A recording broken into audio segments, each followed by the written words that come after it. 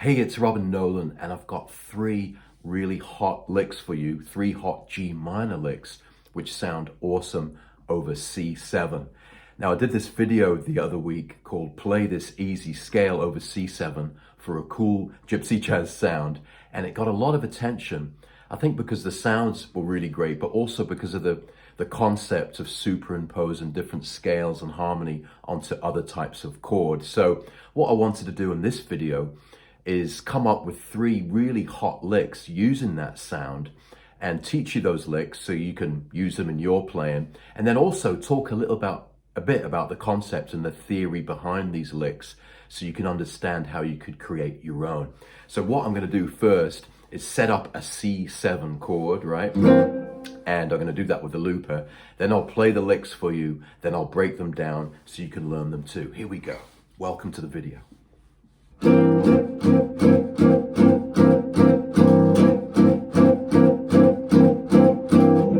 There's the C7. Here's lick one. Here we go.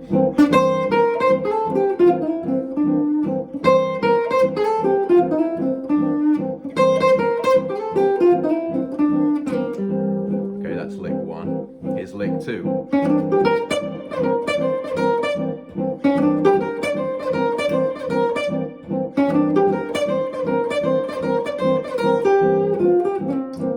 Here's lick three.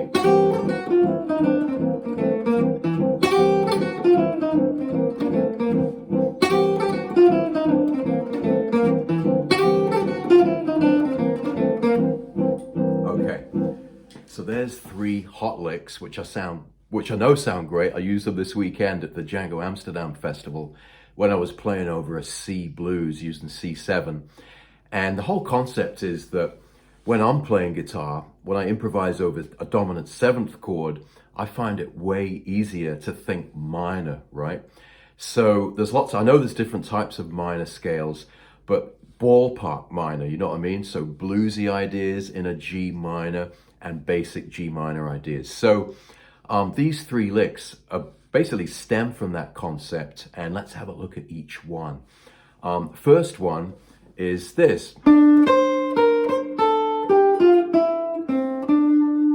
Okay, so the notes, D, C, B flat, C, A, G, F, C, D. Basically these notes. And that scale that I taught the other week in the video, this easy scale over C7, is basically, as a lot of you pointed out correctly, a G Dorian scale, or actually F major, and it's this sound.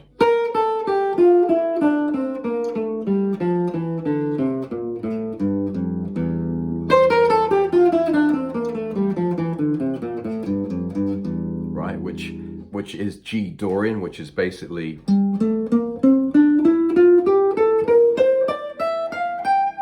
right, or F major.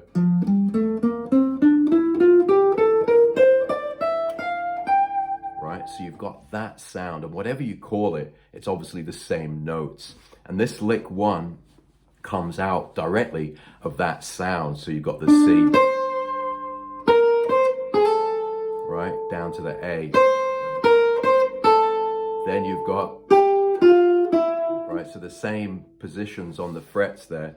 Dee, do, dee, da. Then on the B string, da, do, da, do, do, right? You got that real kind of nice modally kind of G minor cool sound, which sounds great when you're playing, especially in Gypsy jazz, and you want it to sound a little bit kind of modern. It sounds great over that C7. So that's lick one, right? It's kind of almost got a smooth jazz kind of sound, but it is cool. Now, lick number two goes like this.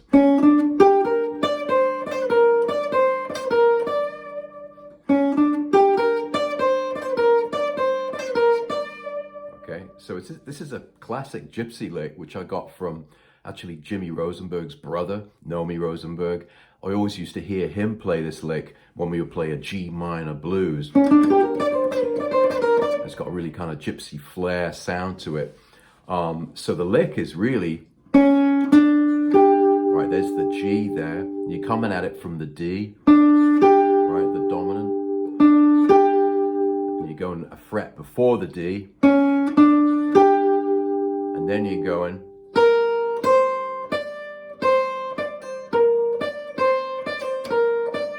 I'll play it in slow motion.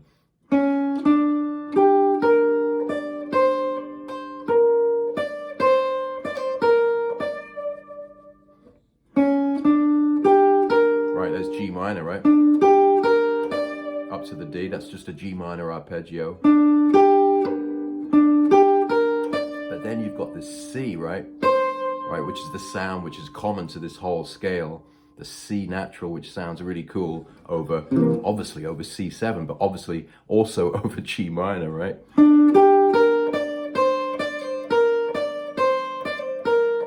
And even if you don't learn these licks like exactly how I play them, what's more important really is to learn the concept behind the lick, and then maybe you just take a little bit of the lick and make it your own. Actually, that's the best thing to do. I'm not really one for copying exact licks. So this should give you some material to make your own kind of lick out of these notes. And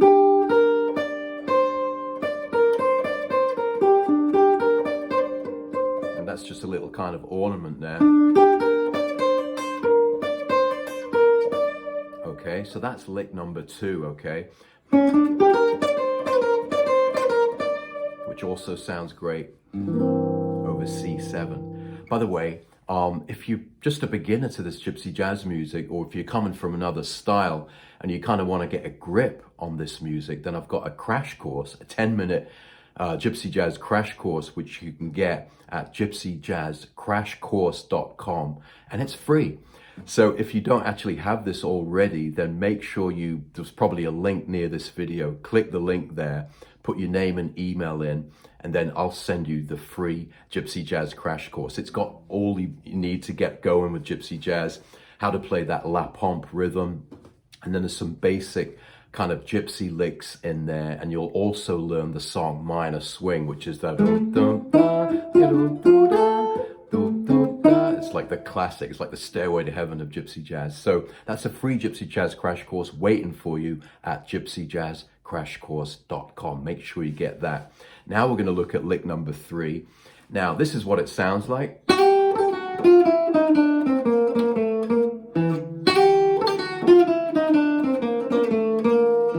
Right, so we're starting on the G, right? This is the concept, G minor, G Dorian, F major, whatever you want to call it. And this lick is interesting. I think this proves a lot of things that I was thinking about reading all the comments on that C7 scale. Look, whatever scale we play, when in the moment when you're playing jazz, it passes so quickly. And what kind of makes it sound like jazz is the chromatics. And this proves that, because you've got that G, and the second note is F sharp, right? Which comes from the G minor scale. Right, and we're not saying that the G minor scale with the F sharp fits over C7, but in this lick it does. So I think that kind of proves the point. Let me know what you think. So the lick goes, right, this pull-off thing again, down to the F sharp, then chromatics, which is another really key point, because it's kind of like the glue in jazz. With whatever scale or concept you're thinking, the chromatics will kind of glue it all together and make it sound smooth. And that's what these chromatics do. Watch. That's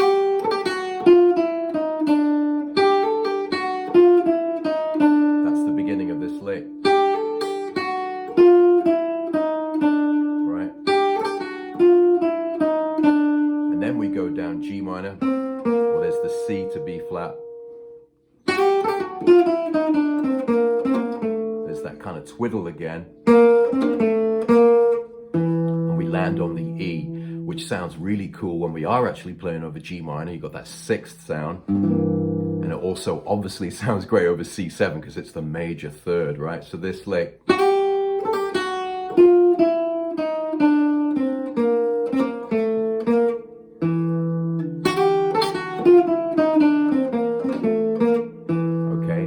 With this lick, like the others, just think about the concept. For me, thinking of G minor, there is G minor, right? Like where I play blues, right? that really kind of puts me in the right position to kind of use chromatics and get this cool sound. So just take a few notes or the concept and kind of come up with your own ideas using this lick. So there's 3 licks, right? I'll get the C7 chord going again, and then I'll play them a few more times. And then make sure you leave me a comment on this video and let me know what you think and how they're working for you. Here's C7.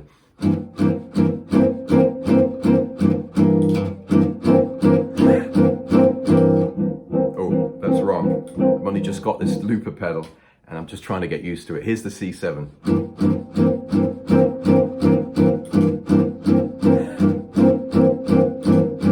Okay, there it is. Lick 1. Right, you got that C down to the A.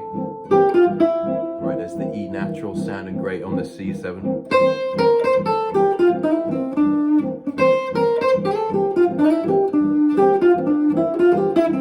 Just take those notes and kind of work with them and come up with your own stuff. Here's lick 2.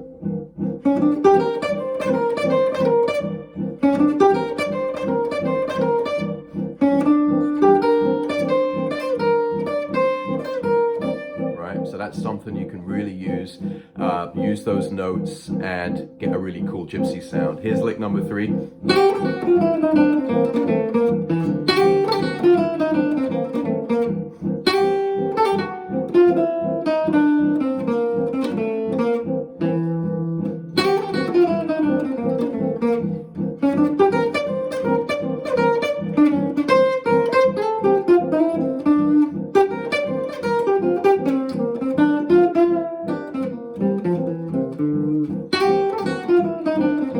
You know it, you can kind of build solos just from those 3 licks alone. So I'm all about kind of simplifying things and distilling things. I'm not learning thousands of licks, but kind of learning a few and getting a lot of mileage out of those. So I hope you've enjoyed this video. Thanks for watching. Make sure you leave a comment. If you haven't subscribed to the channel, make sure you do that.